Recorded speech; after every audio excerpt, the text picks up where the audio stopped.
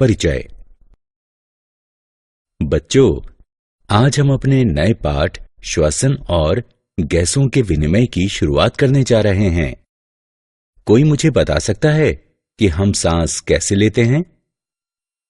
Sir, श्वसन एक प्रक्रिया है जिसमें पेशी संकुचन के कारण वायु भीतर ग्रहण की जाती है और उसके बाद पेशी शिथिलन के कारण वायु बाहर निकाली जाती है। बहुत अच्छे राहुल। और मनुष्यों में श्वसन अंग कौन से हैं? सर, मनुष्यों में फेफड़े होते हैं जो वातावरण के साथ गैसों का विनिमय करने में उनकी सहायता करते हैं। बहुत अच्छे रेखा। और श्वसन तंत्र के विकार क्या हैं? हमें नहीं पता है सर। ठीक है, अब मैं तुम्हें श्वसन की पूरी प्रक्रिया और इसके विकारों के बारे में बताऊंगा। इस पाठ में आप श्वसन और गैसों के विनिमय के बारे में जानेंगे। उद्देश्य: इस पाठ के अंत में आप निम्न करने में सक्षम हो जाएंगे: श्वसन अंगों की व्याख्या करना, मानव श्वसन तंत्र का वर्णन करना, श्वसन की क्रियाविधि का वर्णन करना, श्वसन आयतन और क्षमताओं की व्याख्या करना, गैसों के विनिमय का वर्णन करना, गैसों के परिवहन का वर्णन करना, श्वसन के नियमन के बारे में जानना, श्वसन तंत्र के विकारों की सूची बनाना। श्वसन अंग: एक जीव और बाह्य वातावरण के बीच ऑक्सीजन और कार्बन डाइऑक्साइड का विनिमय श्वसन कहलाता है। विभिन्न प्रकार के जंतुओं में अलग अलग श्वसन अंग होते हैं। वयस्क कशेरुकों में प्राथमिक श्वसन अंग बाह्य और आंतरिक क्लोम, वाताशय या फेफड़े और त्वचा हैं। अकशेरुकों के सामान्य श्वसन अंग श्वसन नलिकाएं और क्लोम हैं। मानव श्वसन तंत्र: मानव में ठीक होठों के ऊपर एक जोड़ी नासा द्वार होते हैं जो नासा मार्ग द्वारा नासा कक्ष तक पहुंचते हैं। नासा कक्ष नासा ग्रसनी कहलाने वाली एक गुहा में खुलते हैं। नासा ग्रसनी कंठ क्षेत्र स्थित घंटी द्वारा श्वास नली में खुलती है।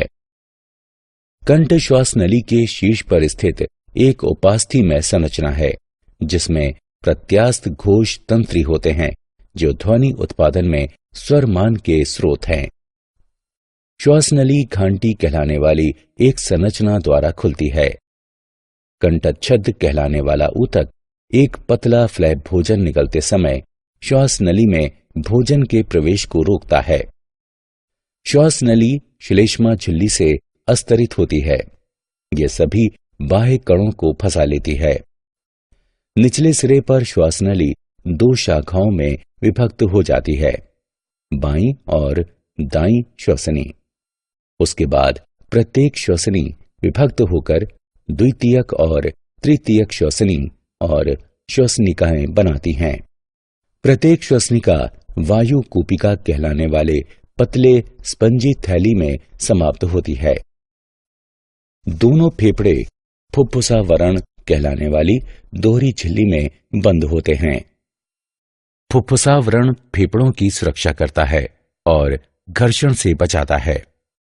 नासा रंध्रों से श्वसनिकाओं तक का मार्ग चालन भाग का बना होता है जो वायु कूपिकाओं तक वायु पहुंचाता है और वायु कूपिका एवं उनकी नलिकाएं श्वसन तंत्र का विनिमय भाग गठित करती हैं।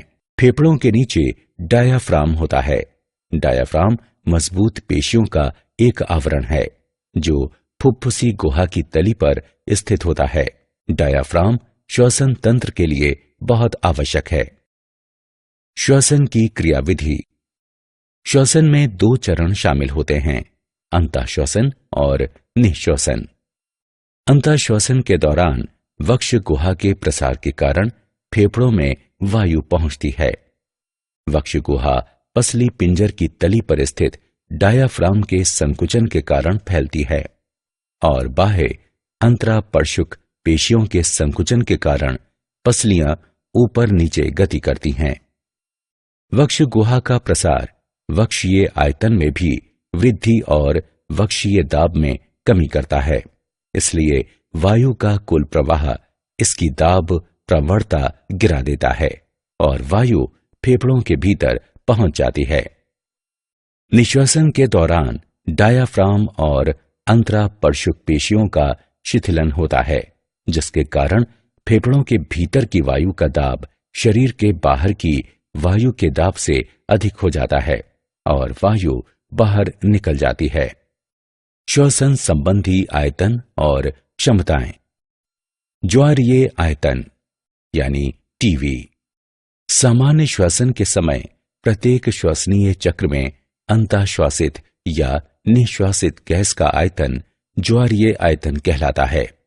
अंतःश्वसन सुरक्षित आयतन IRV ये उस अतिरिक्त गैस का आयतन है जो सामान्य अंतःश्वसन के बाद बलपूर्वक अंतःश्वसन के द्वारा अंतःश्वासित की जा सकती है। निश्वसन सुरक्षित आयतन ERV ये उस अतिरिक्त गैस का आयतन है जो बलपूर्वक निश्वसन के द्वारा निश्वासित की जा सकती है। अवशिष्ट आयतन यानी RV इसे बलपूर्वक निश्वासन के बाद भी फेफड़ों में शेष बची गैस के आयतन के रूप में परिभाषित किया जाता है। श्वसन संबंधी आयतन और क्षमताएं। अंतःश्वसन क्षमता यानी IC इसे ज्वारीय आयतन और अंतःश्वसन सुरक्षित आयतन के योग के रूप में परिभाषित किया जाता है। निश्वसन क्षमता EC इसे ज्वारीय आयतन और निश्वसन आयतन के योग के रूप में परिभाषित किया जाता है। क्रियाशील अवशिष्ट क्षमता इसे निश्वसन सुरक्षित आयतन और अवशिष्ट आयतन के योग के रूप में परिभाषित किया जाता है। जैव क्षमता यानी VC गैस का वो आयतन जो अधिकतम अंतःश्वसन की समाप्ति पर फेफड़ों से बलपूर्वक बाहर निकाला जाता है। फेफड़ों की कुल क्षमता अधिकतम अंतःश्वसन की समाप्ति पर फेफड़ों के भीतर गैस का आयतन। मूल्यांकन। आगे बढ़ने से पहले आइए जानें कि आपने कितना सीखा। सही विकल्प को उठाकर उसके संगत स्थान पर रखें। गैसों का विनिमय। सभी जीव वातावरण के साथ गैसों का विनिमय करते हैं। गैसों का विनिमय आवश्यक है ताकि उपापचयी प्रक्रियाओं के लिए कोशिकाएं आवश्यक गैसें प्राप्त कर सकें और गैसीय उपापचयी अपशिष्ट को बाहर निकाल सकें। श्वसन के माध्यम से गैसों का रक्त के द्वारा वायुमंडल के साथ विनिमय होता है। फेफड़ों के वायु कोशिकीय स्थानों में ऑक्सीजन का आंशिक दाब रक्त में उपस्थित ऑक्सीजन के आंशिक दाब से अधिक होता है। इसलिए फेफड़ों की वायु से ऑक्सीजन लाल रुधिर कोशिकाओं में विसरित हो जाती है। साथ ही रुधिर में कार्बन डाइऑक्साइड का आंशिक दाब फेफड़ों की वायु में उपस्थित कार्बन डाइऑक्साइड के आंशिक दाब से अधिक होता है। इसलिए लाल रुधिर कोशिकाओं से कार्बन डाइऑक्साइड विसरित होकर फेफड़ों की वायु में पहुंच जाती है। ऑक्सीजन युक्त रुधिर फुफ्फुसीय शिरा द्वारा हृदय तक पहुंचता है। इसके बाद सिस्टमैटिक धमनियों द्वारा इसे शरीर में पंप किया जाता है। शरीर के ऊतकों में ऑक्सीजन का आंशिक दाब रक्त में उपस्थित ऑक्सीजन के आंशिक दाब से कम होता है। इसलिए ऑक्सीजन लाल रुधिर कोशिकाओं से शरीर के ऊतकों में विसरित हो जाती है। रक्त में कार्बन डाइऑक्साइड का आंशिक दाब शरीर के ऊतकों में उपस्थित कार्बन डाइऑक्साइड के आंशिक दाब से कम होता है। इसलिए कार्बन डाइऑक्साइड लाल रुधिर कोशिकाओं में विसरित हो जाती है। ऑक्सीजन की कमी वाला रक्त सिस्टमैटिक शिरा द्वारा हृदय में पहुंचता है और उसके बाद इसे फुफ्फुसीय धमनियों द्वारा फेफड़ों में पंप किया जाता है, जहां गैस विनिमय पुनः ऑक्सीजन युक्त रुधिर प्रदान करता है और कार्बन डाइऑक्साइड को बाहर निकालता है। गैसों का परिवहन। ऑक्सीजन और कार्बन डाइऑक्साइड का विनिमय फेफड़ों और रक्त के बीच होता है। ऑक्सीजन का बड़ा भाग रक्त में विसरित होता है और उसी समय कार्बन डाइऑक्साइड बाहर विसरित होती है। ऑक्सीजन का परिवहन। लगभग 97% ऑक्सीजन का परिवहन लाल रुधिर कोशिकाओं द्वारा किया जाता है। आरबीसी में ऑक्सीजन हीमोग्लोबिन के साथ जुड़कर ऑक्सी हीमोग्लोबिन बनाती है। हीमोग्लोबिन संयुग्मित प्रोटीन है। इसमें 4 हीम समूह और ग्लोबिन होती है। हीमोग्लोबिन का रंग बैंगनी होता है, लेकिन ऑक्सी हीमोग्लोबिन का रंग चमकीला लाल होता है। ऑक्सीजन गैस के आंशिक दाब के कारण ये आसानी से हीमोग्लोबिन के साथ जुड़ जाती है। ऑक्सीजन का हीमोग्लोबिन के साथ बंधन कार्बन डाइऑक्साइड के आंशिक दाब पर हाइड्रोजन आयन सांद्रता, ताप और विभिन्न अन्य कारकों पर भी निर्भर करता है। ऑक्सीजन वियोजन वक्र एक ग्राफ है जो ऑक्सीजन के विभिन्न आंशिक दाबों पर हीमोग्लोबिन की प्रतिशत संतृप्ति को दर्शाता है। कार्बन डाइऑक्साइड का परिवहन।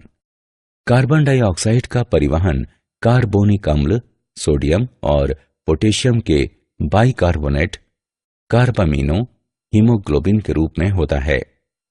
कार्बन डाइऑक्साइड का परिवहन इसके आंशिक दाब पर निर्भर करता है।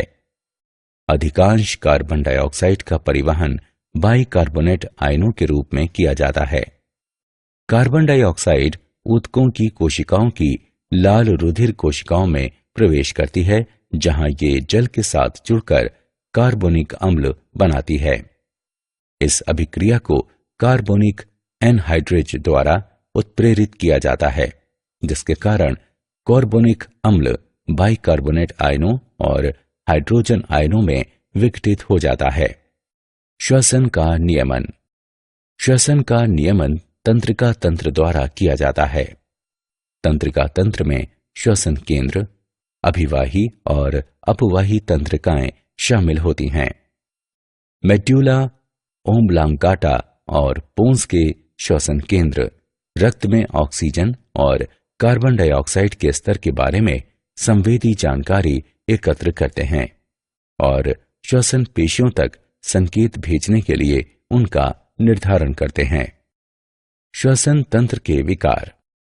दमा एलर्जी द्वारा होने वाला एक चिरकालिक रोग है। एलर्जी फेफड़ों के आसपास की पेशियों में ऐंठन उत्प्रेरित करके श्वसनिकाओं को सिकोड़ देती है। वातस्फीति रुकी वायु के कारण फेफड़ों की स्फीति के साथ फेफड़ों के ऊतकों के क्षतिग्रस्त होने से संबंधित है। व्यावसायिक श्वसन विकार। फेफड़ों का एक रोग जो कोयले वाली धूल के अंतःश्वसन द्वारा होता है। मूल्यांकन। आगे बढ़ने से पहले आइए जानें कि आपने कितना सीखा। सही विकल्प को उठाकर उसके संगत स्थान पर रखें। क्या आप जानते हैं, लोग जिनके फेफड़ों की क्षमता अधिक होती है वे अपने शरीर में तेजी से ऑक्सीजन भेज सकते हैं। अधिकतर कशेरुकी जंतुओं में 2 फेफड़े होते हैं। ब्रिटिश लंग फाउंडेशन के अनुसार एक दिन में फेफड़े लगभग 8000 से 9000 लीटर तक वायु अंतःश्वासित करते हैं। सारांश। आइए हमने जो कुछ सीखा है उसे संक्षेप में दोहराएं। किसी जीव और बाह्य वातावरण के बीच ऑक्सीजन और कार्बन डाइऑक्साइड का विनिमय श्वसन कहलाता है। श्वसन में 2 चरण शामिल होते हैं, अंतःश्वसन और निःश्वसन। प्रत्येक श्वसन चक्र में अंतःश्वासित या निःश्वासित की गई गैस का आयतन ज्वारीय आयतन कहलाता है। गैसों का विनिमय ऑक्सीजन और कार्बन डाइऑक्साइड के आंशिक दाब पर निर्भर करता है। ऑक्सीजन और कार्बन डाइऑक्साइड का विनिमय फेफड़ों और रक्त के बीच होता है। लगभग 97% ऑक्सीजन का परिवहन लाल रुधिर कोशिकाओं द्वारा किया जाता है। अधिकांश कार्बन डाइऑक्साइड का परिवहन बाइकार्बोनेट आयनों के रूप में किया जाता है। श्वसन तंत्र के विकार दमा, वातस्फीति, व्यावसायिक श्वसन विकार हैं।